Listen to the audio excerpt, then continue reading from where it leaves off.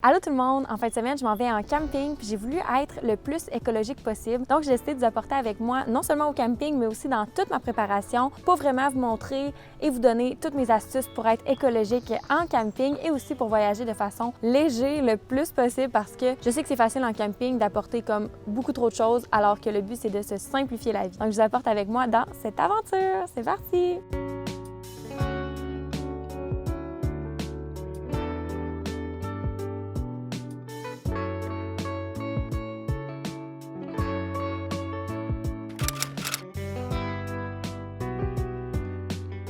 Avant d'aller en camping, je prépare souvent les repas d'avance, vraiment pour me simplifier la tâche une fois sur place et pouvoir profiter pleinement du moment. Prévoir les repas, ça permet de faire moins de déchets en évitant de consommer justement du prêt à manger.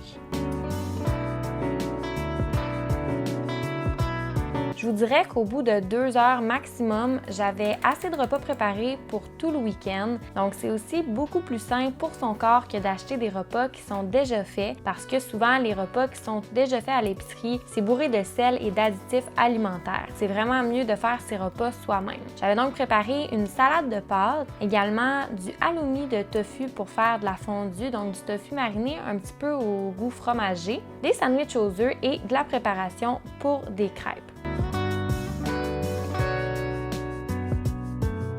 Pour les déjeuners, c'est assez simple. On dispose d'un petit four au butane, donc on achète généralement des œufs, du pain, puis on fait simplement griller le tout sur notre petit four.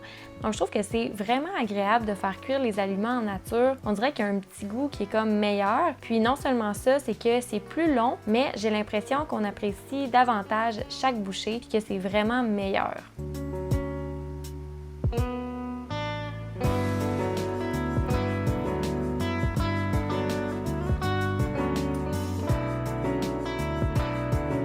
J'en ai profité aussi pour cuisiner quelques collations, histoire d'avoir des petits snacks rapides pour combler les fringales en camping et également pour éviter d'acheter des collations qui sont emballées. Puis puisque c'est du camping, j'y vais avec des collations qui sont plus santé que ceux que je pourrais acheter à l'épicerie, mais qui sont quand même assez sucrées. Donc j'ai fait des galettes au beurre de peanut et des muffins aux pépites de caramel.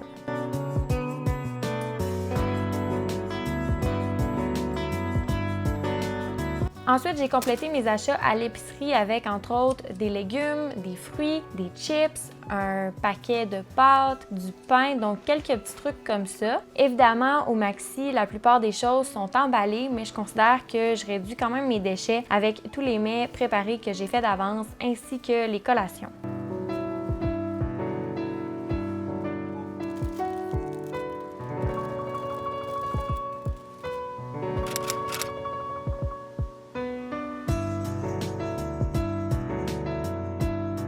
Quand je vais en camping, je sélectionne les terrains qui sont sans service. Par contre, la plupart des terrains de camping disposent de points d'eau où on peut remplir aisément nos propres contenants, nos propres bidons. Donc, avant de partir, j'ai acheté un bidon d'eau de 23 litres. Puis, c'est quand même une très grande quantité d'eau. Donc, pour 3 jours, c'était amplement suffisant et même un peu trop, je vous dirais. Donc, la prochaine fois, je ne vais pas le remplir au complet. J'utilise cette eau-là pour la vaisselle, pour la cuisine, mais également pour ma consommation d'eau personnelle durant le séjour en remplissant par exemple ma bouteille d'eau réutilisable. Ça permet justement d'éviter d'acheter ceux à l'épicerie qui sont en plastique jetable ou encore d'acheter des bouteilles d'eau à usage unique. Puis là, je trouve que c'est vraiment un bon achat parce que je vais toujours l'utiliser chaque fois que je vais en camping pour de nombreuses années.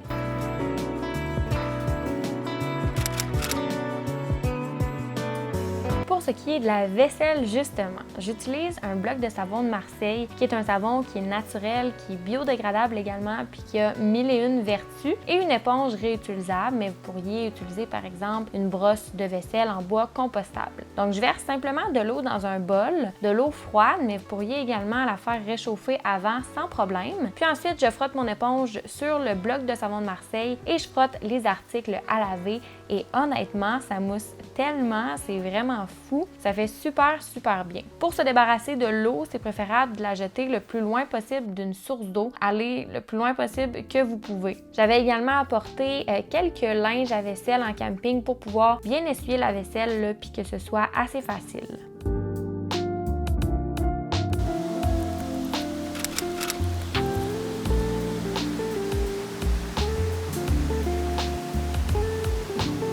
Un autre petit truc que je fais pour être plus écolo, c'est tout simplement d'apporter ma propre vaisselle afin d'éviter d'utiliser par exemple de la vaisselle jetable qui est énormément dommageable pour l'environnement. Puis du même coup, j'essaie d'apporter le minimum pour pas m'encombrer, mais il y a quand même plusieurs items qui sont nécessaires pour pouvoir s'assurer un certain confort en camping. Donc j'apporte un poêlon et une casserole, une nappe également pour recouvrir la table de pique-nique, des contenants réutilisables pour les restes ainsi que des épingles pour me faire une corde à linge. Si comme moi vous n'avez pas de vaisselle de camping, j'ai tout simplement apporté des assiettes normales que j'ai enveloppées dans des linges de vaisselle pour éviter les cassures. J'ai aussi apporté 2 tasses pour pouvoir boire des breuvages, des sacs de compost pour mettre les restes de nourriture, quelques ustensiles de cuisine, donc fourchette, couteau, mais vraiment en petite quantité, quelques linges à vaisselle et guenilles également, une planche à découper et le nécessaire pour laver ma vaisselle.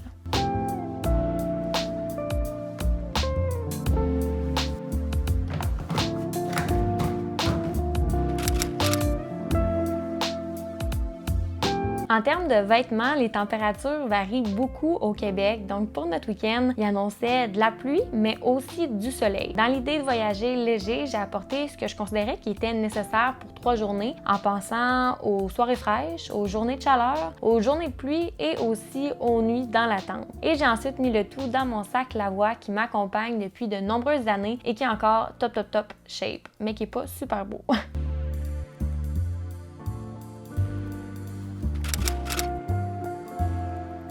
Je trouve qu'après la nourriture, la trousse de soins, c'est vraiment l'endroit où c'est le plus facile d'être écolo. J'ai d'abord apporté des shampoings en vrac que j'ai versés dans des petites bouteilles réutilisables et du shampoing sec. J'ai aussi apporté ma crème maison que j'ai transvidée dans un pot pour me simplifier la tâche parce que mes pots sont en vitre sinon. Et mon baume anti-démangeaison des Trappers qui fait des miracles pour les piqûres de moustiques en camping. C'est vraiment un must.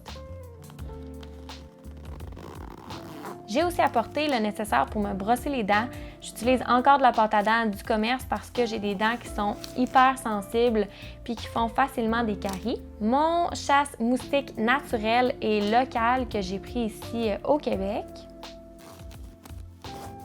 Puis pour me rafraîchir un petit peu le visage, j'ai apporté aussi des tampons démaquillants réutilisables qui est vraiment un must en camping. J'ai aussi apporté mon déodorant naturel qui est composé de seulement 4 ingrédients et c'est d'ailleurs le premier déodorant naturel qui me fait aussi bien. Et mon maquillage de base pour les sourcils avec mon gel d'aloès que je transite dans une petite bouteille réutilisable.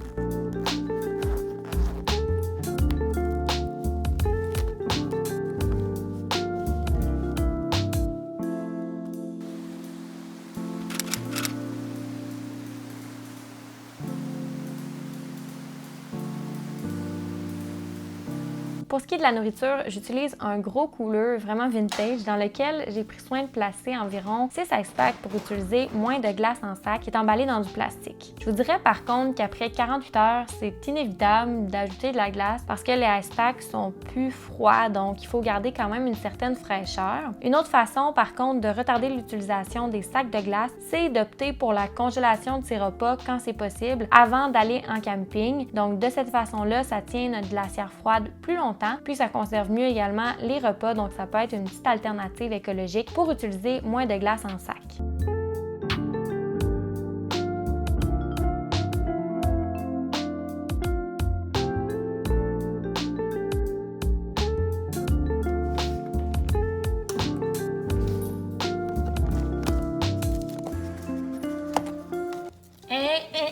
Nos fraises, ça tient. Non.